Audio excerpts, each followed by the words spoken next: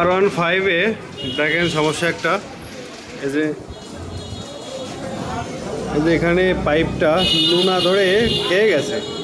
খেয়ে যাওয়ার কারণে এখান থেকে অয়েল লিক করে যত অয়েল সব পড়ে যাচ্ছে। উনি অয়েল দিচ্ছে, কুলিং অয়েল দিচ্ছে, কিন্তু কুলিং অয়েল থাকতেছে না।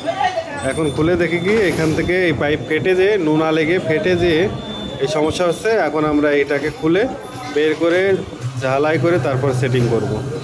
দেখেন, আমাদের ভিডিও দেখবেন। ধন্যবাদ।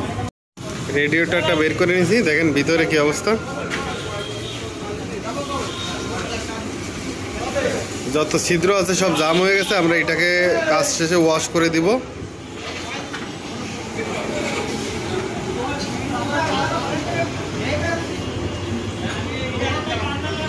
মাথাটা ভেঙে গেছে, এখানে আমরা জ্বালাই করব।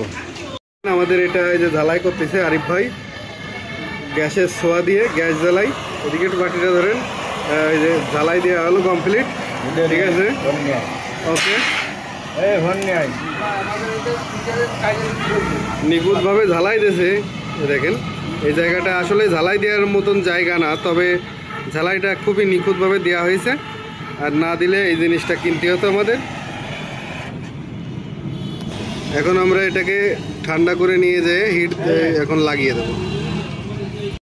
R15 এর রেডিওটার এখানে ভেঙে গেছিল। দেখেন প্রথমে আমরা জ্বালাই করেছি, তারপরে এটাকে এখানে একটু আঠা দিয়ে দিছি, যাতে আপনার নেগেটিভ পজিটিভ আঠা দিয়ে দিছি, যাতে জিনিসটা ওখান থেকে লিক না করে। যদিও লিক থাকে সে আঠার সাহায্যে বন্ধ হয়ে যাবে, ঠিক আছে। এই কারণে আমরা একটু আঠা মেরে দিছি।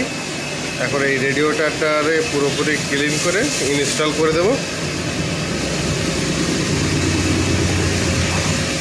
এখানে ভেঙে গেছিল নজল, এখানে ভেঙে গেছিলো, এটাকে ঝালাই করে ঠিক করা হলো।